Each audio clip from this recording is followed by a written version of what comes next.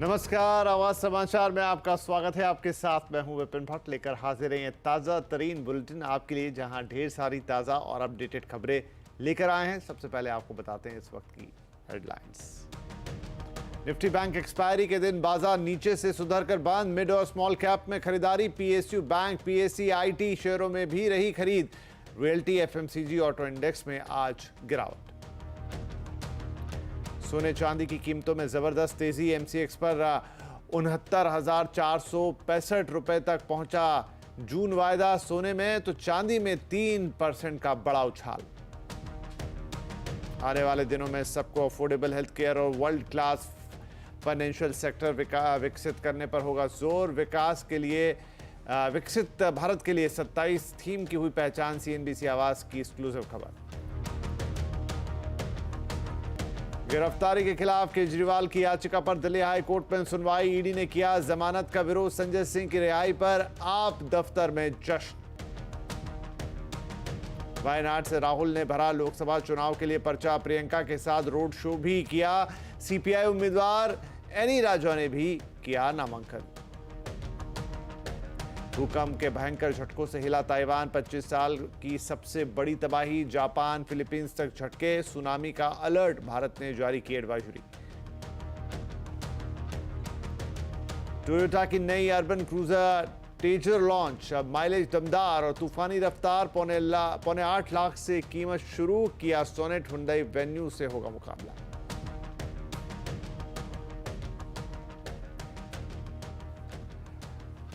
Bulletin में सबसे पहले बात चुनावी महासंग्राम की।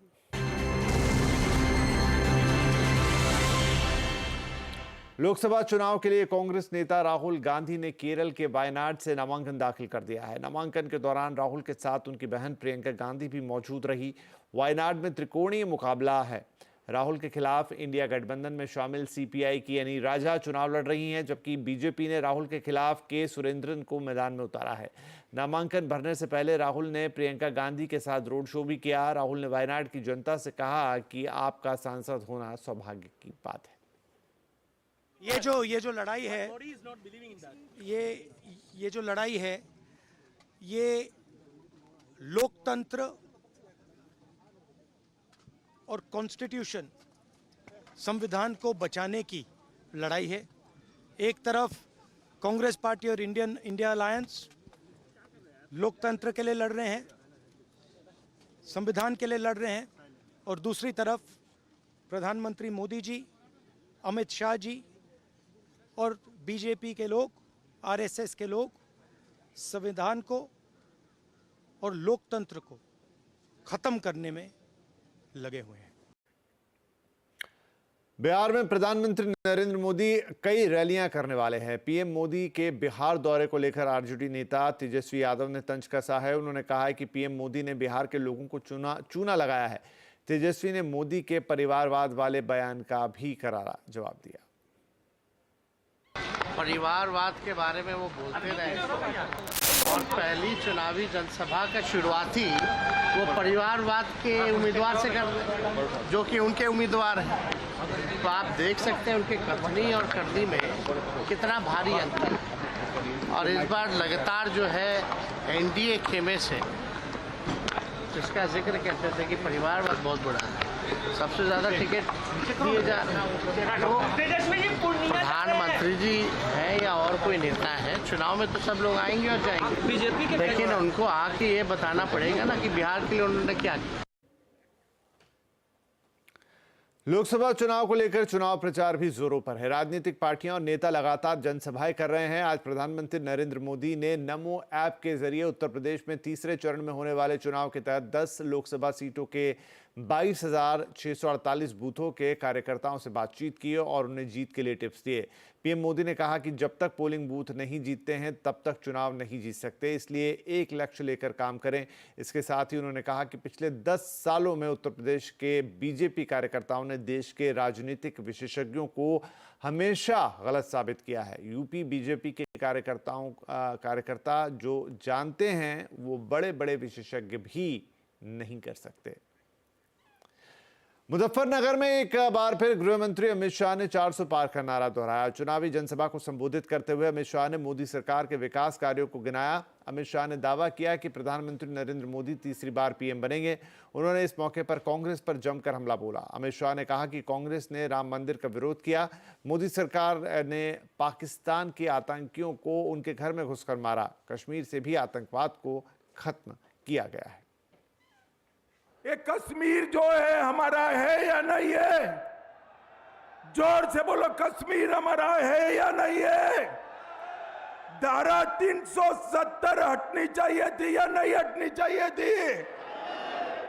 एक कांग्रेस वाले 50-50 साल से धारा 370 को संभाल पर बैठे थे। मोदी जी ने दूसरी बार जब आपने प्रधानमंत्री बनाया, धारा 370 को समाप्त कर कश्मीर को भारत के साथ जोड़ने का काम किया। इधर यूपी के गाजियाबाद में रक्षा मंत्री राजनाथ सिंह ने बीजेपी प्रत्याशी अतुल गर्ग के लिए चुनावी जनसभा को संबोधित किया। इस दौरान राजनाथ सिंह ने प्रधानमंत्री नरेंद्र मोदी की तारीफ की और कहा कि 2019 में मैंने पीएम मोदी के साथ यहां से चुनाव प्रचार की शुरुआत की थी। मेरठ और गाजियाबाद में जो कुछ भी होता है उसका असर देश भर में होता है। साथ ही उन्होंने विपक्ष पर हमला बोलते हुए कहा कि आज भ्रष्टाचार करने वाले जेल जा रहे हैं, लेकिन उन्हें कोर्ट से भी राहत नहीं मिल रही है। आज कुछ राजनीतिक पार्टियों के मुख्यमंत्री, अन्य मंत्री भ्रष्टाचार में के आरोपों में जेल जा रहे हैं और मोदी जी के ऊपर आरोप लगाने की कोशिश की जा रही है कि राजनीतिक प्रतिशोध में ऐसा किया जा रहा है। बहनों भाइयों, यह सब सारी एजेंसियां स्वतः काम कर रही हैं। मैं आपसे पूछना चाहता हूं, क्या देश में भ्रष्टाचार रुकना चाहिए कि नहीं रुकना चाहिए? यदि हमारी सरकार बिना किसी आरोप के, बिना सबूत के यदि किसी को गिरफ्तार कर रही है, हमारी एजेंसियां गिरफ्तार कर रही हैं, किसी को लगता है कि हमारे ऊपर जुल्म हो रहा है, अत्याचार हो रहा है, वो क्यों नहीं जाते हैं कोर्ट में? कोर्ट जा सकते हैं, lower court, high court, supreme court जा सकते हैं, लेकिन इन अदालतों के द्वारा भी जो उनको राहत मिलनी चाहिए वह राहत नहीं मिल पा रही है, क्योंकि हमारे पास भ्रष्टाचार के पुख्ता सबूत हैं मेरे बहनों भाइयों, इसलिए नहीं मिल पा रही है। तो लोकसभा चुनाव के लिए उत्तर प्रदेश में सियासी हलचल तेज हो चली है। नए गठबंधन और समीकरण बन रहे हैं। यूपी के लिए क्या है पार्टियों का प्लान और अखिलेश की क्यों बढ़ गई हैं मुश्किलें? आज चुनाव अड्डा में इसी पर करेंगे बड़ी चर्चा। शाम 7:57 पर उत्तर प्रदेश बनते बिगड़ते समीकरण। आम आदमी पार्टी के राज्यसभा सांसद संजय सिंह आज जेल से रिहा हो सकते हैं। शराब घोटाला मामले में कल सुप्रीम कोर्ट ने संजय सिंह को जमानत दे दी थी और कहा था कि जमानत की शर्तें ट्रायल कोर्ट तय करेगा। अब खबर है कि ट्रायल कोर्ट ने शर्तें भी तय कर दी हैं। ये ऑर्डर अब जेल जाएगा। वहीं दूसरी तरफ संजय सिंह ILBS अस्पताल से भी डिस्चार्ज हो गए हैं। जब उन्हें तिहाड़ जेल शिफ्ट किया जा रहा था तब उन्हें व्हीलचेयर पर देखा गया। अब कभी भी संजय सिंह की तिहाड़ से रिहाई हो सकती है।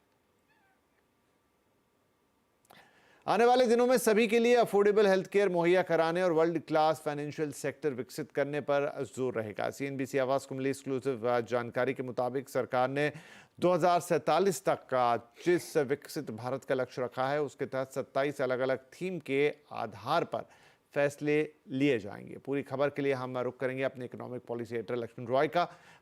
लक्ष्मण, विकसित भारत के लिए जो 27 थीम्स की पहचान की गई है उसमें अहम कौन कौन सी थीम है और कैसे इस पर आगे बढ़ा जाएगा?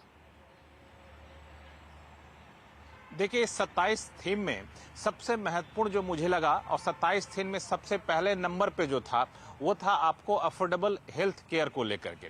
इसमें सस्ते इलाज लोगों तक पहुंचाया जाए और सभी को मिले सस्ता इलाज, ये कैसे सुनिश्चित किया जाए इस पर फोकस किया जा रहा है। ये अफोर्डेबल हेल्थ केयर यानी सस्ता इलाज जो है ये सिर्फ सस्ता ही ना हो, बेहतर क्वालिटी का हो, ये भी उसका एक मुख्य ध्येय है।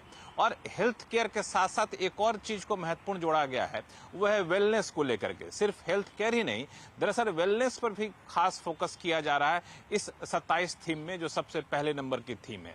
और इसके लिए आयुष्मान भारत जैसी स्कीम का दायरा बढ़ाया जाना, आम लोगों तक सुविधाएं पहुंचाना, प्राथमिक हेल्थ केयर के ज्यादा से ज्यादा सेंटर खोलना, इस पर फोकस है। दूसरे नंबर पे जो है वो है आपको शिक्षा को लेकर के, एजुकेशन और स्किल, इस पर भी जोर दिया गया। सिर्फ डिग्री ना मिले बल्कि ऐसी शिक्षा दी जाए ताकि नौकरी भी मिल जाए, और स्किलिंग पर खास फोकस किया गया है। ये तो आपको रहा हेल्थ केयर, एजुकेशन जैसी बातें, लेकिन फाइनेंशियल सेक्टर के लिए भी महत्वपूर्ण बातें कही गई हैं। इसमें वर्ल्ड क्लास के फाइनेंशियल सिस्टम को कैसे विकसित किया जाए, इस पर जोर रहने वाला है। चाहे बैंकिंग सेक्टर हो, इक्विटी मार्केट हो, दूसरे फाइनेंशियल सिस्टम हो, उसको ज्यादा मजबूत बनाया जाएगा, दुनिया के फाइनेंशियल सिस्टम को टक्कर दे सके, इस पर फोकस किया गया है। एक और चीज वो है स्टार्टअप को लेकर के। स्टार्टअप, अब तक भारत के स्टार्टअप भारत में काम करें, इस पर जोर रहा है, लेकिन ये स्टार्टअप पर अब विकसित करेंगे जो खासतौर से दुनिया में अपने काम कर सके। तो स्टार्टअप फॉर द वर्ल्ड का नाम दिया गया इस थीम में। एक और महत्वपूर्ण बात, इंडस्ट्री सर्विस सेक्टर में फोकस तो रहता है हर बार, लेकिन फ्यूचर को ध्यान में रखते हुए रखा जाए ताकि आने वाले दिनों में जिस तरह की इंडस्ट्री की जरूरत है उसको फोकस किया जाए। ऐसे 27 थीम है, और महत्वपूर्ण बात यह है कि नेता लोग बाहर जाकर चुनाव प्रचार में व्यस्त हैं, तो अधिकारी लोग जो दिल्ली में बैठे हुए हैं लगातार बैठकों में व्यस्त हैं और इस विकसित भारत के लिए पॉलिसी बना रहे हैं कि जैसे नई सरकार आएगी उस पॉलिसी की मंजूरी ली जाएगी, उस पर अमल शुरू किया जाएगा ताकि 2047 तक विकसित भारत के लक्ष्य को पाया जा सके। जी लक्ष्मण, ठीक है, हम आपसे और बातचीत करेंगे, प्लीज बने रहिए हमारे साथ। लेकिन इस बीच थोड़ा रुख कर लेते हैं बाजार का, जहां आज निफ्टी बैंक एक्सपायरी के दिन बाजार में उतार चढ़ाव रहा और इसी के साथ बाजार गिरावट के साथ बंद हुआ। सेंसेक्स 27 अंक गिरकर 73,877 पर बंद हुआ, वहीं निफ्टी 19 अंक गिरकर 22,435 पर। आइए मार्केट का पूरा हाल समझते हैं। हमारे साथ है हमारे सहयोगी यतिन मोहता। तो यतिन, इन दिनों बाजार की ऐसी कोई खास दिशा तय नहीं है कि फाइनली वो सेटल कहाँ होगा, थोड़ा अनिश्चित सा दिन आज भी रहा। बिल्कुल, और देखिए विपिन जी, सबसे पहले अगर हम बाजार के सेटअप की बात करें तो ग्लोबली हमने देखा है कि वैश्विक बाजार थोड़े बहुत प्रेशर के साथ ट्रेड कर रहे हैं। तो ग्लोबल मंदी के लक्षण के बाद हमने थोड़ा बहुत ओपन वीक किया था। हालांकि इंट्राडे में अच्छी खासी रिकवरी बाजार ने देखी थी। आज ऑब्वियसली निफ्टी बैंक की एक्सपायरी थी तो फोकस में बैंक्स ही रहे। हालांकि पीएसयू बैंक ने काफ़ी अच्छी तरीके से आउट परफॉर्म किया। पीएनबी, एसबीआई जैसे काउंटर्स में अच्छी खासी नीचे के लेवल से तेजी आपको आती हुई नजर पड़ी। और अगर हम बात करें आज के सेक्टर्स की तो क्लियरली निफ्टी पीएसयू बैंक आज का टॉप गेनिंग सेक्टर था। लगभग 2% का इजाफा यहाँ देखने को मिला। आईटी और मीडिया स्टॉक्स में भी खरीदारी देखने को मिली। ऑब्वियसली मेटल शेयर्स, खास करके जो नॉन मेटल फेरस हैं, यहाँ आपने थोड़ा बहुत ट्रेडिंग एक्शन देखा तेजी की तरफ। तो ओवरऑल बाजार का जो एडवांस लिक्विडिटी रेशियो था वो भी हेल्दी था और मार्केट का सेटअप भी हेल्दी था। चलिए, तो कुछ चीज़ें हेल्दी रहीं। बाकी इस दौरान कौन से सेक्टर्स और कौन से शेयर्स थे जिनकी हेल्थ हरी नजर आई? देखिए, निफ्टी 50 की बात करें तो गेनिंग लिस्ट में बहुत सारे स्टॉक्स थे। अगर हम बात करें श्रीराम फाइनेंस की तो ये निफ्टी का नया एडिशन है। 4% की तेजी यहाँ देखने को मिली। एनटीपीसी जैसे काउंटर्स में खरीदारी देखने को मिली। नए bank of America Merrill Lynch के अपग्रेड के बाद दिवीज के शेयर में लगभग 2% की तेजी देखने गई। और अगर हम आईटी शेयर्स की बात करें तो रिजल्ट्स के पहले जो कुछ ही हफ्तों में आने वाले हैं, यहाँ तेजी बरकरार रखी। अगर हम फ्लिप साइड पे देखें तो प्राइवेट सेक्टर के बैंक्स, खास करके कोटक महिंद्रा बैंक में आपने एक डिक्लाइन देखा। बजाज ऑटो, डॉक्टर रेड्डीज जैसे काउंटर्स में थोड़ा बहुत सेलिंग प्रेशर देखने को मिला। लेकिन आज फोकस था डिफेंस शेयरों पे। तो कोची शिपयार्ड से लेके जीआरएससी, बहुत सारे ऐसे शेयर से जहां 5 से 10% की तेजी के मूव देखे आपने। केपरी ग्लोबल, सेरा सैनिटरी वेयर, जीएसएफसी जैसे काउंटर्स में अच्छी खासी तेजी देखने को मिली। फ्लिप साइड पे रियल एस्टेट शेयर, खासकर सिग्नेचर ग्लोबल जैसे काउंटर्स में थोड़ी बहुत बिकवाली का माहौल रहा। उषा मार्टिन और एचईजी जैसे काउंटर्स में थोड़ी बहुत प्रॉफिट टेकिंग आपको आज नजर आती हुई पड़ी। और पीएसयू बैंक्स की जैसे मैं बात कर रहा था, PNB, central bank of India, UCO bank, bank of India, इन सभी शेयर्स में आपने 5 से 10% के आसपास के मूव देखे। जी यतिन, बहुत शुक्रिया इस मार्केट अपडेट के लिए। बाजार में उठापटक पर कोटक एएमसी के एमडी और सीईओ नीलेश शाह का कहना है कि अभी ग्लोबल और घरेलू मुद्दों की वजह से बाजार में उतार चढ़ाव जारी रहेगा। उनके मुताबिक निवेशक manufacturing, cement, infra, realty theme में पैसा लगा सकते हैं। यूएस में जिस तरह से डेटा आए हैं, लगता है फेड शायद रेट कट को थोड़ा डिफर कर देगा। ऑयल और एनर्जी प्राइस के दाम भी बढ़े हैं एंड जियोपॉलिटिकली कुछ चीजें ऐसी घटित हुई है जिससे लगता है कि एक अनसर्टेनिटी का माहौल बना रहेगा। एक जो बड़ी थीम है वो मैन्युफैक्चरिंग सेक्टर की है। इंजीनियरिंग क्षेत्र में भारतीय कंपनीज कई सालों से अपना सिक्का जमाए हुए हैं। उनके लिए डोमेस्टिक मार्केट और ग्लोबल मार्केट दोनों खुल रही है। दूसरा एक सेक्टर जिसके ऊपर हम इस वक्त फोकस कर रहे हैं वो डोमेस्टिक फोकस सेक्टर्स है, सीमेंट हुआ, कंस्ट्रक्शन हुआ, रियल एस्टेट हुआ, ऑटोमोबाइल्स हुआ, यहाँ पे मुझे लगता है कि आप निवेश कर सकते हैं। और सोने की कीमतों में लगातार तेजी जारी है। आज भी एमसीएक्स पर जून वायदा 69,465 तक पहुंच गया। क्या कारण है, ये बताने के लिए हमारे साथ मौजूद है हमारी सहयोगी और सीएनबीसी आवाज की कमोडिटी एडिटर मनीषा गुप्ता। तो मनीषा, सोने में लगातार तेजी है, ये हर दिन महंगा हो रहा है, क्या कारण अभी भी हैं, और दूसरा ये रफ्तार, ये तेजी कहां तक जाएगी? एक और नया दिन और एक और नया ऑल टाइम हाई हमने यहाँ पर सोने में बनता हुआ देखा है। भावों में लगातार एक तरफा तेजी है। अगर पिछले एक महीने की बात की जाए तो सोने के भावों में करीबन 10% का इजाफा हम देख चुके हैं। भारतीय बाजारों में 70,000 के बहुत करीब यहाँ पर भाव अब बनते हुए नजर आए हैं। काफ़ी सारे फैक्टर्स हैं जिसकी वजह से एक तरफा तेजी आपने सोने में आते हुए देखी है। एक तो ये कि जियोपॉलिटिकल टेंशंस हैं और जो कॉन्फ्लिक्ट है मिडिल ईस्ट में वो अब थोड़ा सा फैलता हुआ नजर आ रहा है, जिस तरह के स्टेटमेंट्स हमने इजराइल और सीरिया से आते हुए देखी हैं। दूसरी चीज़ ये है कि जिस तरह की ग्लोबल सेंट्रल बैंक की खरीदारी है उसका सपोर्ट है। और तीसरा, बहुत ज़ोरदार शॉर्ट कवरिंग अब यहाँ पर हमने हेज फंड्स, फैमिली हाउसेस की तरफ से आते हुए देखी है। और इन स्तरों पर भी हमने ETF buying and retail buying China की तरफ से बनते हुए बरकरार देखी है, जिसका पूरा फ़ायदा है। तो काफ़ी हद तक जो ये तेज़ी है ये स्पेकुलेटिव भी नज़र आती है। अगर इंडियन मार्केट्स की बात करें तो यहाँ पर भाव डिस्काउंट पे हैं, क्योंकि जिस तरह की वॉलेटिलिटी है, ऑल टाइम हाइज है, यहाँ पर रिटेल बाइंग काफ़ी हद तक कमज़ोर है। मार्च के महीने में करीबन 50-60% गिरती हुई नजर आई थी, और अप्रैल में क्योंकि जिस तरह का इस क्वार्टर की शुरुआत हुई है, लगता है दबाव बरकरार रह सकता है खरीदारी के लिहाज से। लेकिन जहां तक प्राइसेस की बात है, बाजार को अब भी लगता है जिस तरह का मोमेंटम है, इवन एज सोना अब यहाँ पर ओवरबॉट है, लेकिन मोमेंटम अभी भी ऑन द हायर साइड है। अगर जून फ्यूचर्स देखें कॉमेक्स में तो वो $2300 पार कर चुका है। बाजार को लगता है कि 2320, 2340 तक एक रेजिस्टेंस बनेगा, और वहां से फिर $100-150 की करेक्शन आप आता हुआ देखेंगे। जहां तक भारतीय बाजारों की बात है, अब ये मान के चला जा रहा है कि 65-68,000 का एक बहुत स्ट्रॉन्ग सपोर्ट है। अगर आपको सोना उन स्तरों पे मिलता है तो डेफिनेटली खरीदना चाहिए। जी शुक्रिया। इधर सोने में तेजी पर कार्तिकेय बुलियन के दीपक सोनी का कहना है कि सोने में तेजी जरूर है, मगर सोने की मांग काफी कम है और आने वाले वक्त में सोने का भाव $2170 तक गिर सकता है। मार्केट में जो डिमांड की बात है, अभी अगर आप ज्वेलरी सेक्टर के हिसाब से देखें तो we are into not what you can say कि अभी मंदी का माहौल है। ज्वेलरी की बिकवाली ज्यादा है नहीं, क्योंकि अभी सीजन है नहीं। अराउंड अराउंड होली हमेशा मार्केट जो है वो स्लो डाउन मोड पे रहता है। एक हल्का सा करेक्शन, मैं बहुत ज्यादा बड़ी गिरावट नहीं कहूंगा, लेकिन एक हल्का सा करेक्शन का वेट हो रहा है। इट कुड बी अराउंड 2170, 2170, 2200 के आसपास। जैसे ही गोल्ड आएगा एक अच्छी लिवाली निकलेगी ज्वेलर्स की तरफ से। इधर सोने के बढ़ते दाम से कस्टमर्स परेशान है। शादी का सीजन है और गोल्ड खरीदना मुश्किल हो रहा है। अहमदाबाद से हमारे संवाददाता केतन जोशी ये रिपोर्ट लेकर आए हैं, आप भी देखें। ज्वेलरी शोरूम में इन दिनों इक्का दुक्का ग्राहक ही दिख रहे हैं, और ये नज़ारा सिर्फ अहमदाबाद के ज्वेलरी शोरूम में नहीं है बल्कि पूरे देश में है। पिछले 2 महीने में सोने के दाम में भारी उछाल आया है। ऐसे में ग्राहक के लिए सोने की खरीदारी मुश्किल हो गई है। मैं यहाँ गोल्ड देखने आई थी, लेकिन गोल्ड का प्राइस बहुत ज़्यादा है, तो मैं ये डायमंड डिज़ाइन देख रही थी। काफ़ी रिजनेबल प्राइस में है और काफ़ी अच्छा प्राइस है, तो अभी गोल्ड को होल्ड पे रखते हैं और ये डायमंड खरीदना सोच रहे हैं। ज्वेलरी का प्राइस ही इतना ज़्यादा है तो फिर 50% हम लोग शॉपिंग कम कर रहे हैं। अभी बाद में जैसे गोल्ड का भाव कम होगा तो फिर देखेंगे। अहमदाबाद ज्वेलर्स एसोसिएशन के आंकड़ों के मुताबिक पूरे देश में सोने में 30 से 50% खरीदारी कम हो गई है, और अभी कुछ समय तक दाम बढ़े हुए रहेंगे। इसके चलते ग्राहक अभी डायमंड की तरफ भी शिफ्ट हो रहे हैं।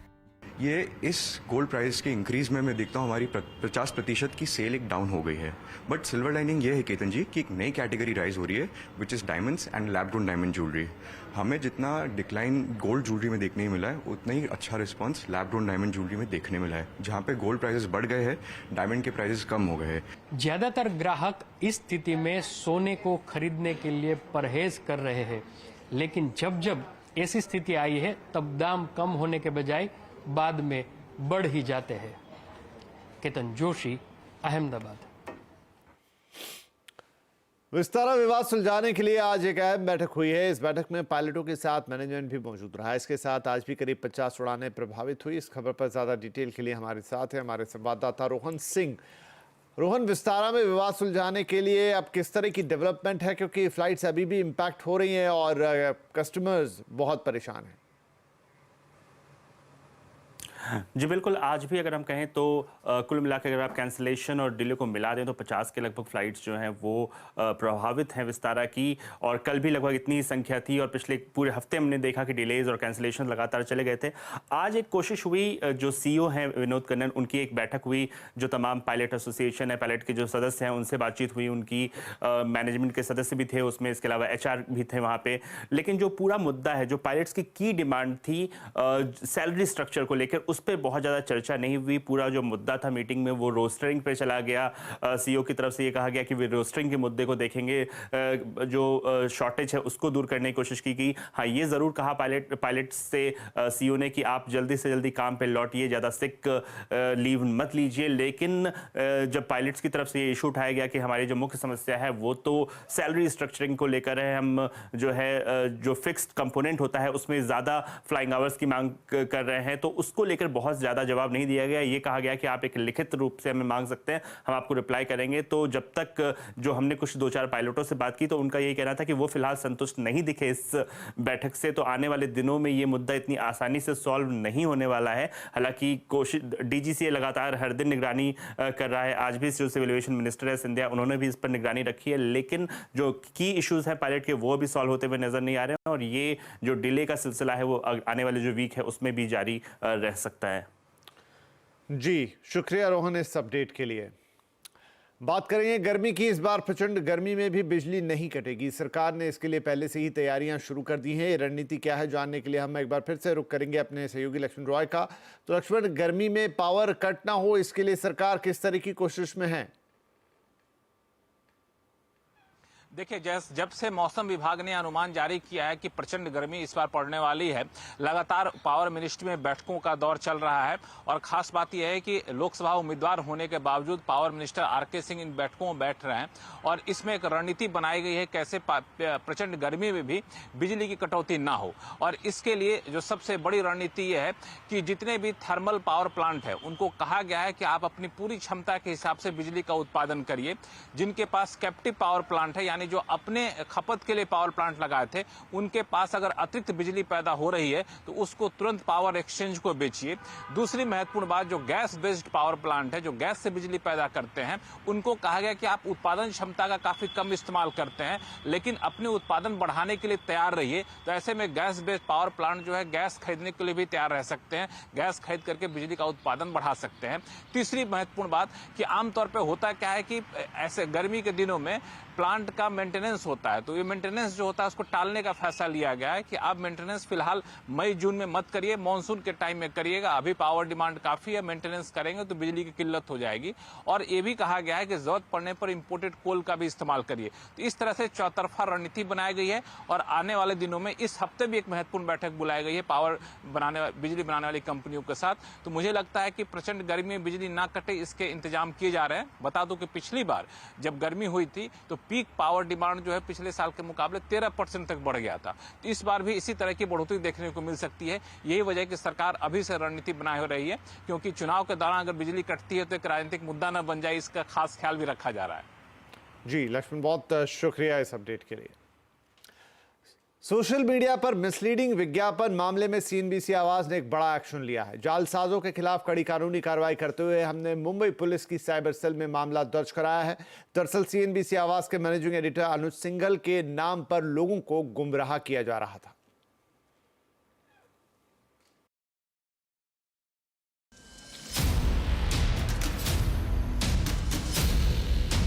सोशल मीडिया पर CNBC आवाज के मैनेजिंग एडिटर अनुज सिंघल के नाम पर जालसाजों की अब खैर नहीं। CNBC आवाज ने सोशल मीडिया के नटवर लालों के खिलाफ बड़ा एक्शन लिया है। जालसाजों के खिलाफ कानूनी कार्रवाई करते हुए अनुज सिंघल ने मुंबई पुलिस की साइबर सेल में FIR दर्ज करा दी है। कंप्लेंट फाइल कर दी है मैंने। जो ये लोग चला रहे हैं व्हाट्सएप ग्रुप, बहुत जल्द पुलिस आपके दरवाजे पे आने वाली है, इस बात को मान लीजिए आप, ठीक है। इसमें कोई इस हवा में मत रहिएगा कि कुछ नहीं होने वाला है। एक्शन होगा और ऐसा एक्शन होगा कि फिर आप याद रखेंगे। दरअसल सीएनबीसी आवाज के मैनेजिंग एडिटर अनुज सिंघल के नाम पर हो रहा है फर्जीवाड़ा। सोशल मीडिया में उनके फेक प्रोफाइल बनाकर लोगों को गुमराह किया जा रहा है। फेसबुक और इंस्टा पर अनुज सिंघल के नाम पर कई तरह के मिसलीडिंग विज्ञापन दिए जा रहे हैं। निवेशकों को मोटे रिटर्न का लालच दिखाकर ग्रुप ज्वाइन कराने के लिए कहा जा रहा है। अनुज सिंघल को एक बड़े ब्रोकर का कंसल्टेंट भी बताया जा रहा है। इतना ही नहीं, फर्जी व्हाट्सएप ग्रुप बनाने के लिए ब्रिटेन के नंबरों का इस्तेमाल किया जा रहा है। हमारी कार्रवाई के बाद अब ऐसे लोगों की खैर नहीं है। जिस नंबर से ये व्हाट्सएप ग्रुप चल रहा है ना, वो नंबर भी है हमारे पास, ठीक है। और जिन बैंक अकाउंट में पैसा वैसा मांगा जा रहा है वो भी है सब।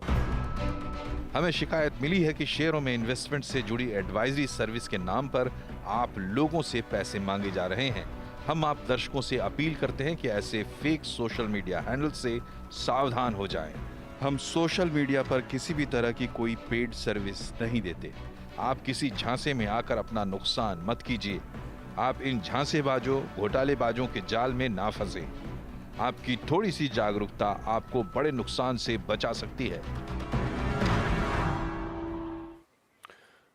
तो ध्यान रखिए ऐसी चीजों का, और अगर आपको भी इस तरह की सोशल पोस्ट दिखाई दे तो आप भी उसे रिपोर्ट करें। चलिए यहां पर वक्त एक छोटे से ब्रेक का। ब्रेक के बाद टोयोटा की नई अर्बन क्रूजर ट्रेजर दिखाएंगे आपको। क्या कीमत है, क्या फीचर्स हैं, सब कुछ ब्रेक के बाद।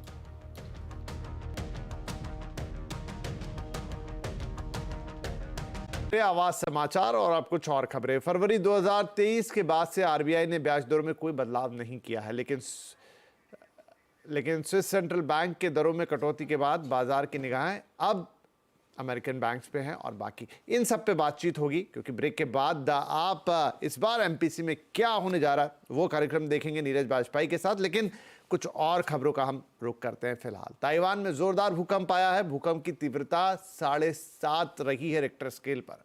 भूकंप के कारण मची तबाही ने 9 लोगों की जान ली है। 730 से ज्यादा लोग घायल बताए जा रहे हैं। ये तस्वीरें बयां कर रही है कि भूकंप की तीव्रता कितनी थी और ये कितना बड़ा झटका था। मौसम विभाग के अनुसार ईस्ट ताइवान के हुलियन शहर में भूकंप का केंद्र था। भूकंप के झटके जापान और फिलीपींस तक महसूस किए गए। पिछले 25 सालों में आने वाला ये सबसे तेज तीव्रता वाला भूकंप बताया जा रहा है। दक्षिणी जापान के कुछ हिस्सों में सुनामी की चेतावनी भी जारी की गई है। ताइवान में रहने वाले भारतीयों के लिए सरकार ने एडवाइजरी भी जारी की।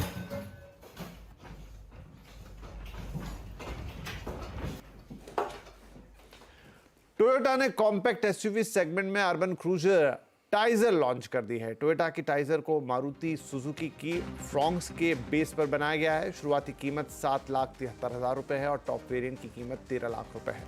टाइजर की किया सोनेट, हुंडई की वेन्यू के साथ सीधी टक्कर मानी जा रही है।